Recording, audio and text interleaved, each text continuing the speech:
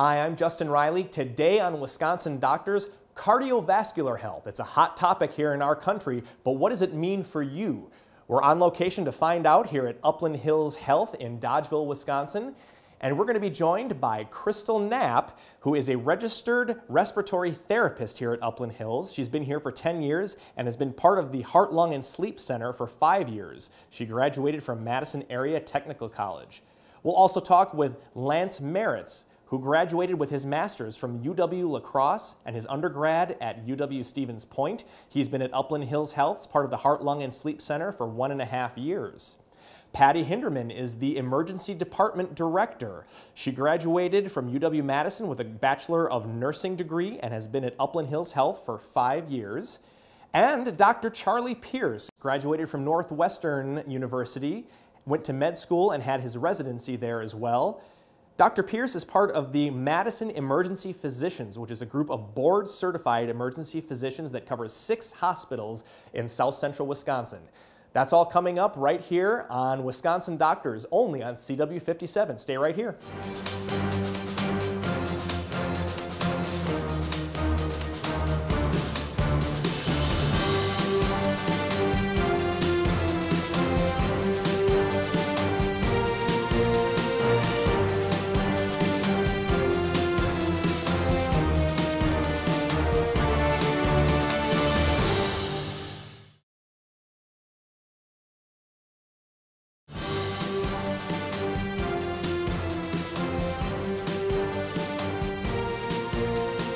Welcome to Wisconsin Doctors. We are on location again at beautiful Upland Hills Health here in Dodgeville, Wisconsin, and today's topic is cardiovascular health. And first we're going to be talking with Crystal Knapp, who is a respiratory therapist. Welcome. Thank you. So good to have you on the program today. Thank you. So my first question is, if I've been experiencing chest pain on and off, what kind of testing might my doctor recommend for me? Well, when you initially go into the appointment, they're going to want to make sure you're not having active chest pain, because then they will probably refer you to the emergency room at that time. But if you're having it on and off, what they're going to probably recommend first is maybe an EKG in the clinic. And then after that, they're probably going to recommend a cardiac stress test of some form, which is kind of based off of individuals' exercise capacity and whether they walk or, if they're wheelchair bound. But what they do is they hook you up kind of to a 12-lead monitor and monitor your heart on a treadmill and try and get your heart rate up based upon how old you are, basically, and see if they've got any blockages going on. I was going to ask, that's the stress test is where they hook you up and you run on a treadmill for a while. Yeah, we usually... They force you to exercise. Yes, exactly, yes. So they hook you up and usually between 5 and 10 minutes you're on the treadmill, depending on your exercise capacity. And then from there, they can see any electrical changes that'll kind of clue them into a heart blockage. And then they can make further recommendations from there. Absolutely. Whether it's further testing or, send you to Madison kind of thing. Great. Lance, you had a question. So I think you kind of touched on it, but what should someone expect if they do come in for a stress test, or what would you say if somebody's nervous because they are not able to walk? Well, what we do initially is cardiac stress test, depending if you have low risk factors, they probably just do a plain stress test. We hook you up to the 12-lead monitor. You get on the treadmill. It starts off at a slow-paced walk, a little bit of an incline. Every 3 minutes, it's going to get a little faster and a little steeper, and we kind of warn you. And during those times, we're monitoring your heart rate, your symptoms, and the tracing, your EKG, to see if there's been any changes on that. Sometimes they will add on imaging if you're a patient who has had already prior stenting or coronary artery disease. They will add in images and shoot an injection in and kind of get a tracing of your heart that way and take pictures before, at rest, and after the stress portion. If you can't walk, there's medication we can give you called LexiScan, and that medication kind of acts like a, how do I put this? Medication kind of induces on the treadmill, so Sure. it mimics as if you just got done walking on the treadmill. And injecting time takes about 30 seconds for all the medication. It usually lasts about 2 minutes. Some patients do have some side effects of a little bit of a headache, flushing in the face, but most symptoms are pretty minor and they disappear within 2 minutes. We usually watch you for 5 minutes after each one of those tests and make sure you don't develop symptoms afterwards. And then we unhook you and you get pictures and you're on your way. Excellent. And so it sounds to me like even if you can't walk or do the traditional stress test on the treadmill, that there are other options. Yeah, the medication works just as well. Great, Yep. great. Patty, you had a question. Yes, Crystal. Can you tell me what kind of testing you would do on my heart if I was having palpitations or if my heart felt racy? Yeah, what they would normally start off with is, again, the EKG within the clinic to see if there's any abnormalities there. Otherwise, we can do what we call a 24 or 48-hour Holter monitor. And what we do is we place 5 electrodes on you, or 7 electrodes on you. And we monitor your heart for either 24 or 48 hours based off how often you're having your symptoms. If you have them daily, sometimes they'll go to 24, but if it's kind of maybe I have them one day but not the other, we'll go up to a 48-hour Holter monitor. And you wear it, you bring it back, and we download the information and give it to the doctors, and you should have a reading within a couple of days.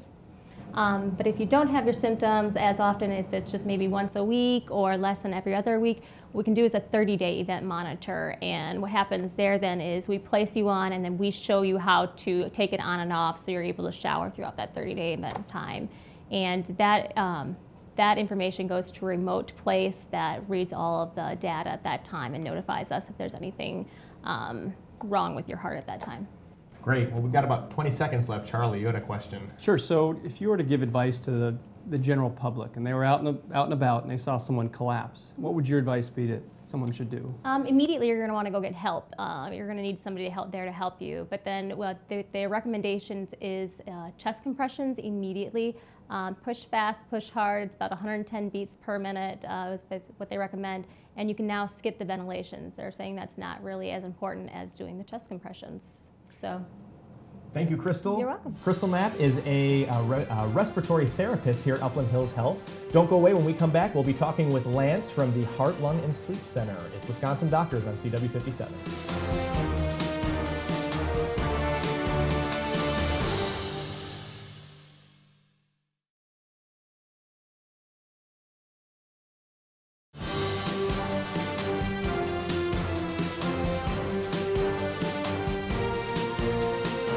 Welcome back to Wisconsin Doctors. We're here on location at Upland Hills Health in Dodgeville, Wisconsin.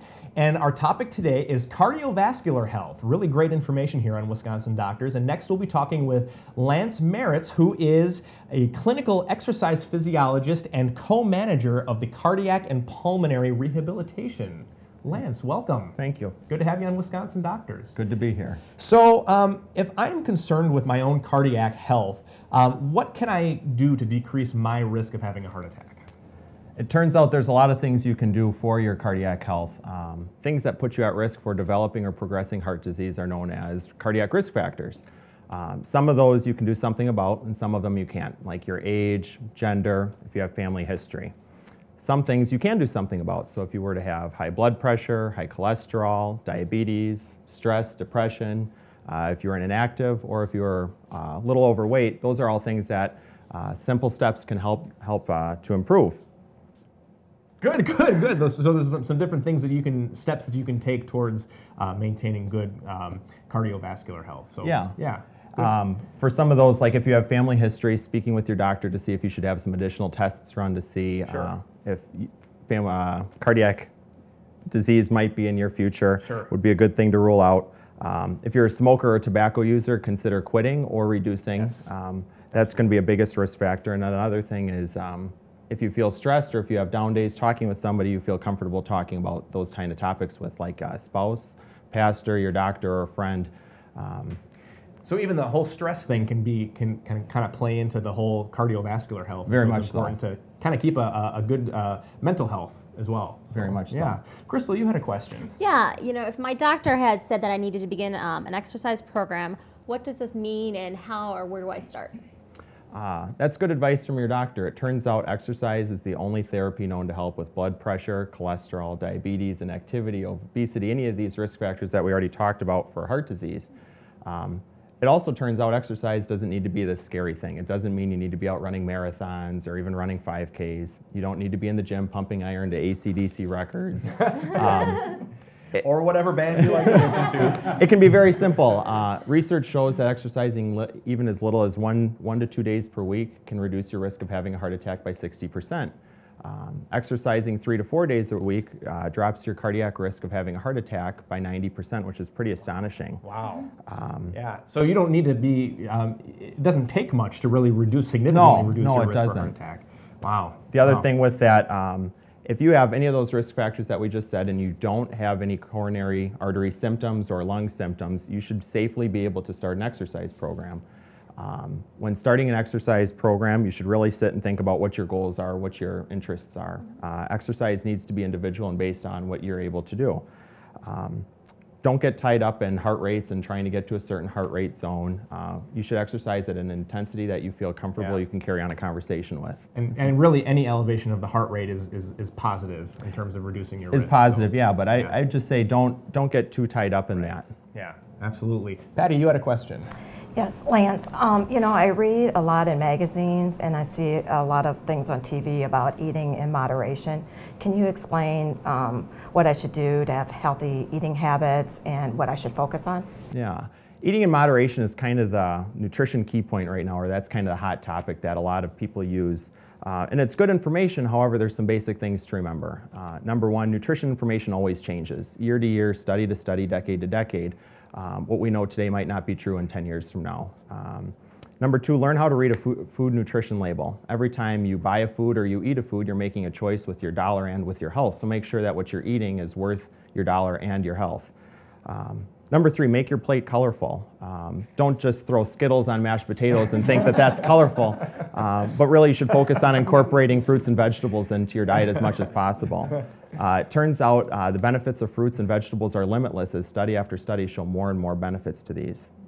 Number four, look at your salt consumption. Salt puts a lot of stress on the kidneys and cardiovascular system, so trying to limit that as best as possible. Turns out 10 to 15% of the salt that we eat as Americans comes from adding salt at the table or in the recipe. The other 85 to 90% we don't really have a control on because it comes in the foods that we eat. So choosing what foods that we eat and reading a nutrition label can go a long way with that. Absolutely. And you had a question, Charlie, and we just have a few seconds. Sure. So to touch off what you were talking about earlier in terms of risk factors, so you mentioned family history. So if a person's got multiple members in their family that have heart disease, is it inevitable that they're going to have heart disease? Not necessarily. Researchers know an awful lot about family history and heart disease, but there's still a lot of unknowns out there. So right now a lot of doctors are still promoting do as much as you can to improve your other lifestyle habits like we already talked about. If you do have extensive family history of like first-degree males having a heart attack before the age of 55 or females having a heart attack before the age of 65, you should talk with your doctor to see if maybe you need to have your cholesterol checked, your blood pressure checked, checking your blood sugar levels, seeing if maybe an EKG needs to be done, or like what Crystal was talking about earlier about having a stress test done. Yep, all great advice. Thank you so much, Lance Maerz, for joining us today.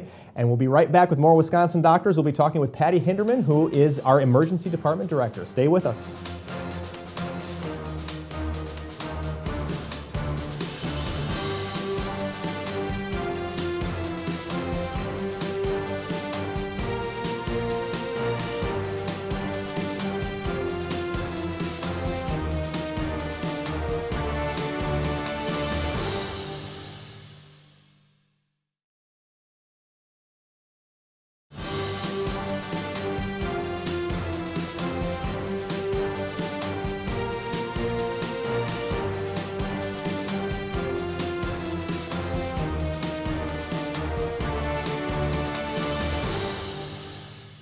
Welcome back to Wisconsin Doctors. We're on location here at Upland Hills Health in Dodgeville, Wisconsin. And the topic today is cardiovascular health. It's really great information in this show, so you'll want to stick around. And next I should say, we'll be talking with Patty Hinderman, who is our Emergency Department Director. Welcome. Thank you. Thank you so much for having us here, I should say. Can you explain why Upland Hills Health is capable of taking care of me in terms of like if I had a chest pain or a heart attack or a heart episode? Absolutely. Actually, Upland Hills Health Emergency Department is a part of a unique collaboration in South Central Wisconsin. We are a part of a STEMI initiative. It's called WISC. It's South Central Wisconsin Initiative in STEMI Care. And what that means is that we have this collaboration group that came together from all of the 3 hospitals in Madison. And It's pretty amazing. This group came together, they put the competitive edge aside, and they came together and discussed a protocol and an approach and a plan of care to take care of the patient who's having a heart attack. And Crystal, you had a question. Yeah, could you explain, if I were having chest pain, could you explain why I should stop here versus driving into Madison? You should stop here at Dodgeville Emergency Department because, number one, it's not safe for you or your family to be on the road. And secondly, we have this trained team in place that can take care of you and get the process started before we transfer you to one of the Madison hospitals to go to the cardiac cath lab. So I want to just make sure that our viewers understand that if you live within the Dodgeville, driving distance of Dodgeville, it's not necessary for you to make the trip all the way out to Madison. You can drive right here to Dodgeville. And well, actually, you should probably call 911 and they will transport you here. Right, but that's what they'll transport you. Okay, great. Lance, you had a question. So it sounds like our program here at Dodgeville is pretty successful for STEMIs. What ends up making it so successful? Well, this collaborative team came together and we looked at the program goal, which is 90 minutes, and that's a best practice established goal for best outcomes for the patients who is having a heart attack. And so we looked, our emergency department team here at Dodgeville, we actually broke down that 90 minutes, kind of backtracked to see what we could do to expedite that transfer to Madison, to one of the heart hospitals. So the one big area that we looked at was mode of transfer. And you know, I'm sure you would think that the air transport would be the fastest. Like the mid-flight helicopter or something. Right, but actually it's not. You know, the actual air time is faster, but you have to keep in mind that they have takeoff and landing. So if you add in those times, it's not faster. So ground transport, which means by ambulance, is the fastest. And then the second piece that we did, we collaborated with our local EMS agencies. And so if they, let's say they're bringing you in for chest pain, they will stay on site in our emergency department until we are, you know, tell you if you're having a heart attack or not, and they'll be the ones that will transfer you to the hospital. Okay, so they're willing to continue to work with you and they continue to transport. And it's really an amazing collaboration on their part. Yes, I would say so. So when you say 90 minutes, you're talking 90 minutes from the time that they start having the heart attack to the time that they... From the time they enter our door until we get them to the cardiac catheterization lab. Sure. So if you think about that, you take the 90 minutes, you subtract the ambulance transport time, which is 45 minutes. So there's not much time there. And so our team has worked together to get that person expedited out the door. Absolutely. And Charlie, you had a question. So, Patty, if you mind explaining, does every patient that's having a heart attack, do they all go to Madison, or do we admit here at Uplands any patient that's having a heart attack? If you are having a heart attack, we will transfer you to one of the Madison hospitals, one of the cardiac level 1 heart program hospitals, because they have a cardiac catheterization lab in place, and that's where you need to go to get your heart looked at. Sure, and which hospitals are those? You have St. Mary's, and you have UW Hospital and Meriter. Absolutely. Well, Patty Hinderman, Emergency Department Director, thank you so much for the information. We appreciate it. Thank you. Don't go away. We still have to talk with Dr. Charlie Pearce right here on Wisconsin Doctors. It's right here on CW 57. Don't go away.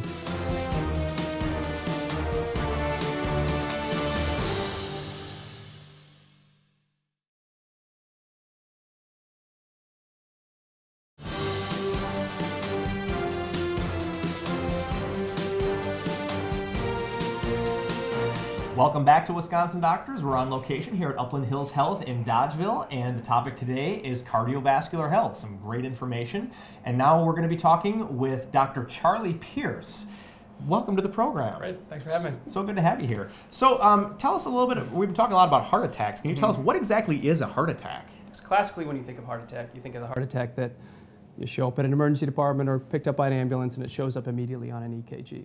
So that's one type of heart attack, and that's what Patty alluded to, which is called a STEMI. So that, and that's the type where a person needs to be rushed right to a level 1 heart center. They need to see a cardiologist, have something called a catheterization. However, there's other types of heart attacks which may not necessarily show up on an EKG and may show up on blood work instead. That's why anybody who shows up in an emergency department typically having chest pains or concern for this chest pain being related to heart is that not only will they have an EKG, but there's a series of blood work that's done in addition to like a chest x-ray. Absolutely. And Crystal, you had a question. Yeah, if I'm having heart-related chest pain or whatever, if I normally see a doctor in Madison, should I just go back to Madison at that time? You need to go to your nearest hospital. And depending on the severity of symptoms and your concerns, certainly calling 911 would be the first and best choice for you. There's really no room, and time is hard, so delaying any kind of getting care and getting in to see if that chest pain is related to your heart, or if you're having a heart attack, that could potentially be devastating for that individual or for you as an individual. So and I'm sure if you called your cardiologist in Madison, they would say get to the nearest hospital, and if we're your nearest hospital, this is where you need to be. Yeah, so time is a huge factor. It is, entirely. Yeah, absolutely. And Lance, then you had a question. I think you kind of just touched on that, but if somebody thinks they're having a heart attack or they see somebody else having a heart attack, what would you suggest that they do? Again, calling 911 is first and foremost. Trying to drive yourself to the hospital or have a loved one drive you to the hospital can put you really in an unsafe position. And again, time is hard, so any time that's lost, delay of care, delay of diagnosis could have really downstream devastating effects for you. And that's the safest thing to do. And we've got a wonderful EMS system within Iowa County that can get you here expeditiously. Some folks, when they are experiencing that, they often assume that, oh, it's nothing, just drive me to the hospital. But this is not always the best case scenario, because things could get worse as you're driving to the hospital. Patty, then you had a question. Yes, the big topic today is women's health, and they seem to have atypical symptoms. Can you explain that a little bit? Yeah, so first I guess it's worth talking about what are typical symptoms. So people kind of classically think of like clutching your chest, kind of those symptoms that are just related to chest or related to exerting yourself. But not only women, but as people age, you start having what are these atypical symptoms, so symptoms that aren't just necessarily related to chest pains. So a person getting lightheaded, dizzy, passing out, nauseous, sweaty, all those can be symptoms, and we see them more commonly in women than we do necessarily in men. And we still label them atypical symptoms, though they can be the typical case in women. So those are symptoms that you need to be aware of, that it's not just the classic, like you see on TV, clutching chest, kind of chest pain. It can be something much more subtle, and you just have to be aware of. Charlie Pearce, I want to thank you. Dr. Charlie Pearce, I want to thank you so much for the information and for joining us today. Oh, happy to. And I'd also like to thank my other guests, Crystal Knapp and Lance Maerz and Patty Hinderman, for the information as well. It's been a great show, and we loved having you on today. So that's all the time we have for Wisconsin Doctors. From all of us here at CW57 and Upland Hills Health, we invite you to live longer and live better. We'll see you next time on Wisconsin Doctors.